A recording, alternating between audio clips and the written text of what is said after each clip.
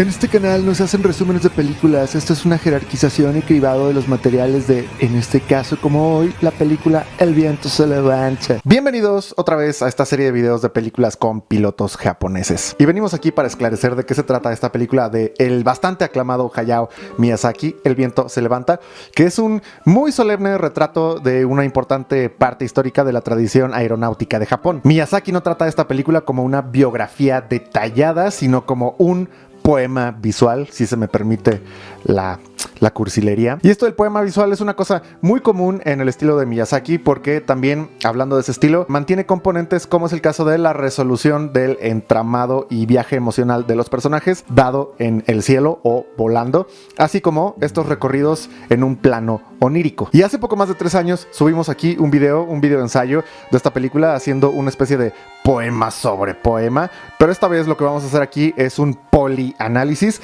donde incluiremos un análisis materialista también, para que puedan acceder otra vez a esta película. Como un buen piloto de pruebas se puede subir a su avión y surcar el cielo montado en un avión de pruebas. Y es que lo que sucede es que esta película ha sido muy poco preferida por el público de Miyazaki, por tener un carácter bastante como melancólico, combinado con la ausencia de personajes fantásticos, zoomórficos y luminosos, inspirados por supuesto en los kamis del shintoísmo japonés, como es costumbre en Miyazaki. Entonces, por esa razón estoy haciendo este análisis para que no se subestime lo buena que es esta película.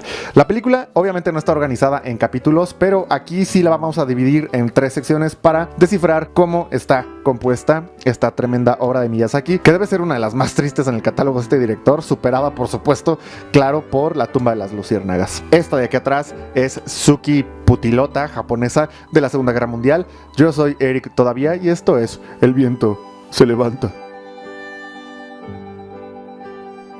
Como decía antes, la historia es una semibiografía de Jiro Horikoshi, el ingeniero detrás del avión más emblemático de Japón, el Mitsubishi A6M, conocido como Zero o Zero Zen. Se le apoda Zero Zen por Zero Sentoki. Podrán notar que Horikoshi tiene una curiosa instancia en esta película que lo vincula a quien será su esposa, y esto es con 2 elementos, el viento y el sol. La primera vez que se encuentra con quien será su esposa, Naoko, es porque el viento se lleva sus sombrero y ella alcanza a tomarlo para regresárselo. Pero años después, cuando casualmente se vuelven a encontrar coincidiendo en un hotel, es Horikoshi quien salva una amplia sombrilla que cubría el sol a Naoko, cuya sombrilla se la lleva también el viento. Ambos están vinculados por artefactos que los cubren del sol, el sombrero y la sombrilla, pero que el viento les arrebata para que se unan. El viento parece que los pretende unir, al mismo tiempo que el sol es algo de lo que se protegen. Voy a detallar un poco más esto. Con el viento, sus vidas juntos despegan, pero quien los mantiene separados es el sol.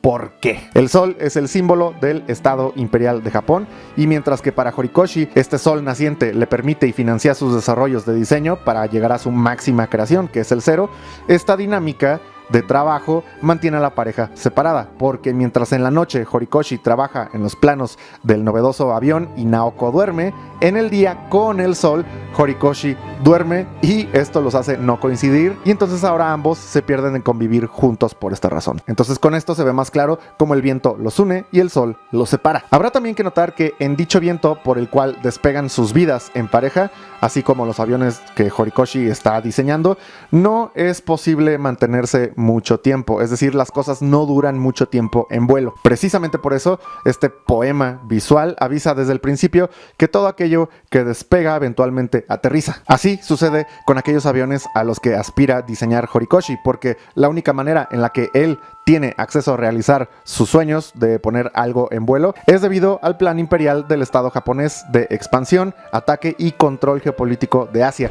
donde las creaciones de Horikoshi serán utilizadas como armas letales de control coercitivo. Entonces Horikoshi solo tiene una oportunidad de poner en vuelo sus creaciones, y esa es la guerra. Oportunidad que obviamente tiene que tomar, aunque esto no dure mucho. Por eso, repito, las cosas no duran mucho en vuelo. Y aquí es exactamente donde radica desde el principio la parte más triste de la película. Horikoshi sabe que tendrá que dedicar su vida entera a su sueño, pero este sueño causará muerte. Así como también su matrimonio con Naoko desde antes de darse está condenado a acabarse muy pronto porque se casa con Naoko estando ella gravemente enferma de tuberculosis y muere muy joven. La cuestión entonces está aquí que la vida de Horikoshi está dedicada a alcanzar el viento y volarlo de la mejor manera posible mientras pueda, y esto lo podemos ver así en su profesión como ingeniero aeronáutico, así como también en su matrimonio. Y de hecho la parte más triste radica también en que todo en algún momento tiene que aterrizar, y así lo hace Naoko muriendo tan joven, como así también lo hacen las 11,000 unidades de Mitsubishi A6M que produjo esta firma Mitsubishi entre 1939 y 1945, porque prácticamente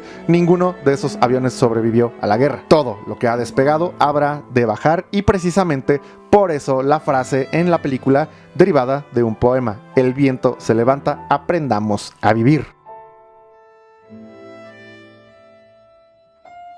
Ahora entonces, aclaremos desde una perspectiva materialista filosófica uno de los componentes dados en la película, que una vez que los desglosamos, ustedes van a encontrar fascinante el primer acto de esta película, y eso es la abundancia de retratos de la construcción de las ciencias. Ojo aquí para esta lectura, porque ya sé cómo sucede en los comentarios.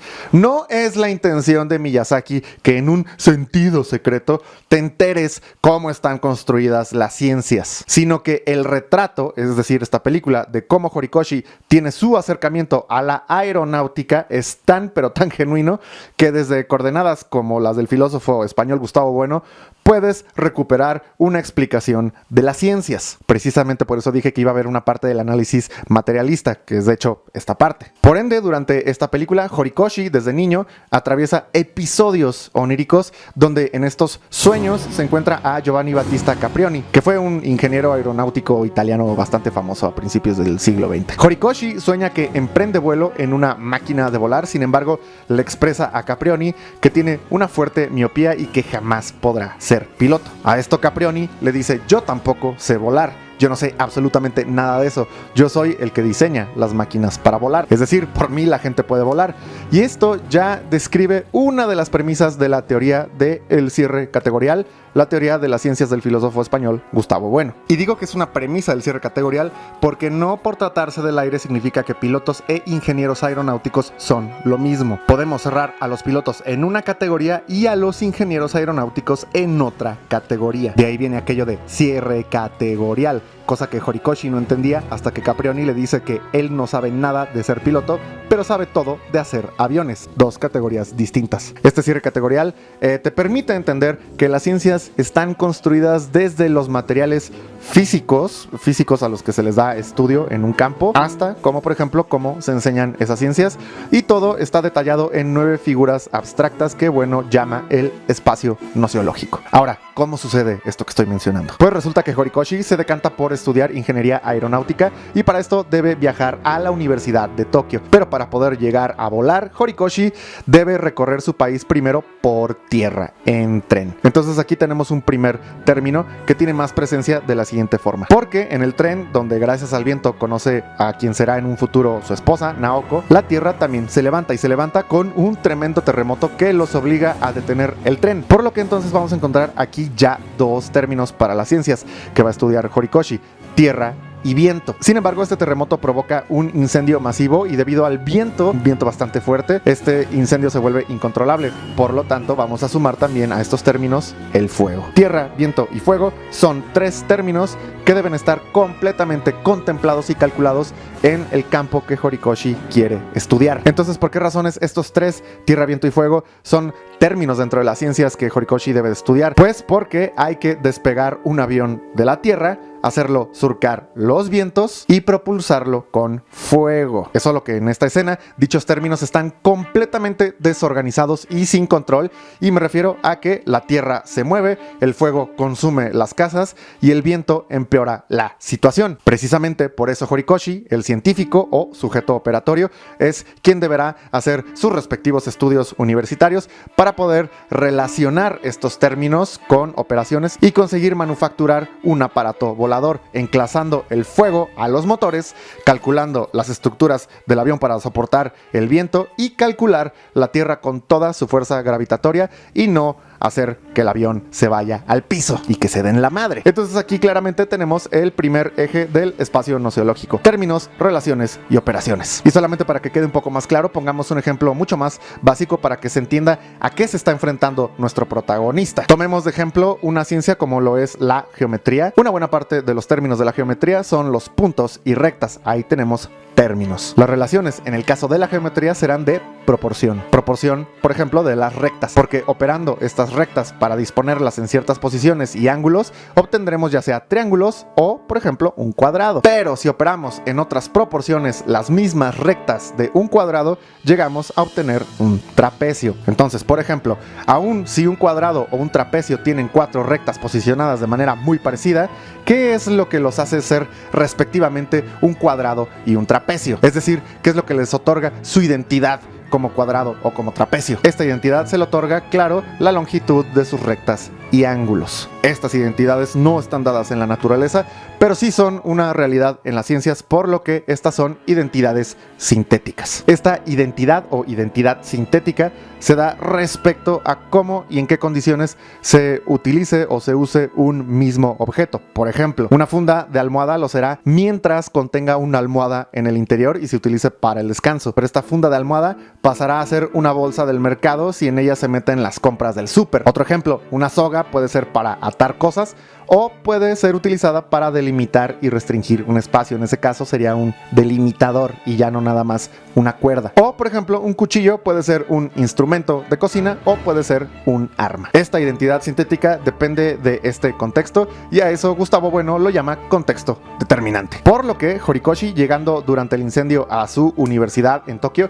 encuentra una postal con la fotografía de Battista Caprioni y la película nos lleva desde estos términos, tierra, viento y fuego, desorganizados y destruyendo Tokio, nos llevan a un sueño donde vemos cómo Caprioni tiene que ordenar esos términos en un tremendo avión proyecto, despegando desde el agua, donde finalmente este enclasado de materiales y organización pues resultan imposibles y termina reducido a trozos su grandísimo avión. Es decir, la película presenta directamente la dificultad de mantener en orden a juicio humano, peleando contra la entropía o curso natural de los materiales que no deberían estar combinados, pero que las ciencias lo permiten. Así lo veremos también con los aviones de Horikoshi en varias ocasiones, mientras estos se despedazan en pleno vuelo de pruebas, como también lo vamos a ver en su encrucijada personal por mantener también la unidad de su propia vida personal con Naoko. Sin embargo, la película se centra tanto en este campo de las ciencias que alcanzamos a ver retratos de lo que es el siguiente eje de este espacio antropológico, es decir, el eje semántico. En este eje semántico tenemos los referenciales,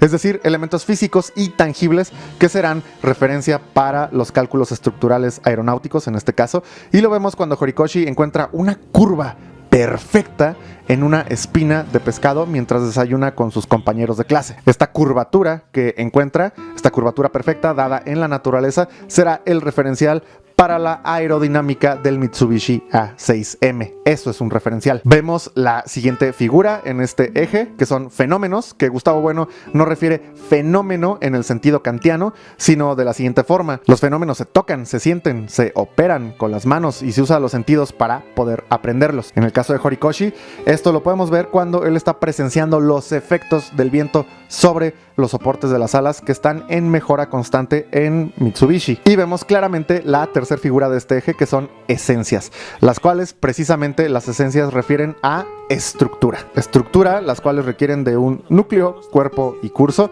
donde en este caso podemos ver que se vincula un aspecto previo que es el referencial, obviamente está vinculado con las esencias. ¿Por qué? Porque, por ejemplo, en el caso de la curva de la espina de pescado, ese es el núcleo de la forma de la curva para la estructura del fuselaje y alas de este proyecto del Mitsubishi A6M, el Zero Zen. Y en este caso, cuando tenemos dos ejes vinculados, como lo estamos viendo aquí, en esta teoría del cierre categorial, empezamos a tener ya proposiciones y teoremas, aunque estos detalles serán para otro video, pero ya estamos viendo proposiciones. Y en el último eje, llamado eje pragmático del espacio nosológico, tenemos autologismos en primer lugar, donde esto supone que el científico recuerda o utiliza métodos ya conocidos para el ejercicio operatorio de las ciencias o del campo de la ciencia, que en este caso es la aeronáutica, justo como Horikoshi recurre a planos de diseños previos de Mitsubishi, es decir, está recurriendo a saberes acumulados previamente por alguien más, pero también recurre recurre a saberes de física, aritmética, etcétera,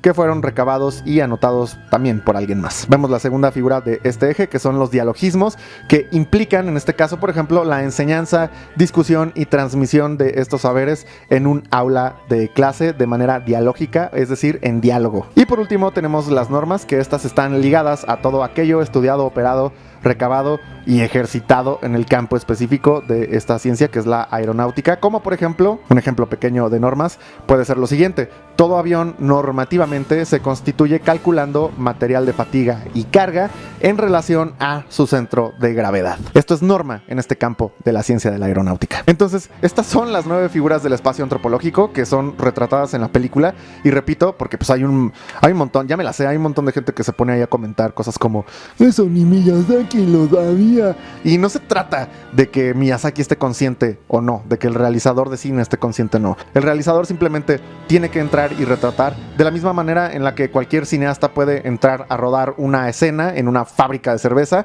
sin saber absolutamente nada de qué demonios está retratando. Sin embargo, un trabajador de ahí, de esta cervecería, que vea esta supuesta película de la que estoy hablando, sí podría decirnos qué es punto a punto todo lo que estamos viendo en pantalla en esa fábrica de cerveza. Algo así es como estoy haciendo este desglose.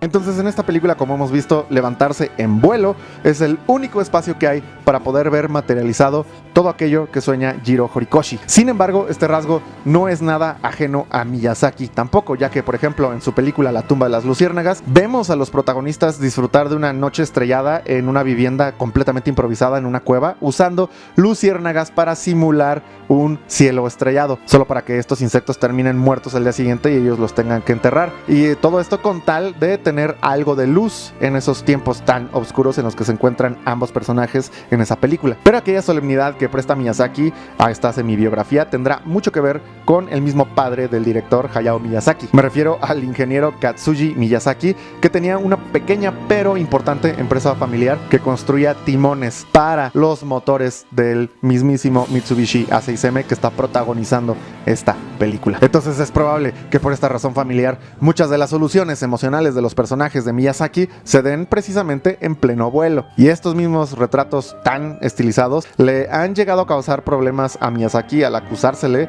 de ser un nostálgico del imperialismo japonés, ya que obviamente está prohibido prácticamente para los japoneses exaltar cualquier tipo de nacionalismo de estas maneras, porque este siempre incluye recordar un abrasivo pasado depredador y una efectividad muy violenta que no solamente Estados Unidos conoció en el frente del Pacífico, sino que China seguramente todavía no olvida, así como tampoco ninguna de las dos Coreas. El precio de Horikoshi por ver sus creaciones volar es aquel de darles vida a través de urgencias del Estado imperial por someter a cuantos pudieran ahí en Asia, y de ver el trabajo de su vida volar solamente en sus recuerdos una vez acabada la guerra. Precisamente por eso en la película, como si de animales luminosos se tratara, Horikoshi ve a los miles de A6M bautizados por él, volando eternamente como espíritus del cielo en el lugar donde les corresponde.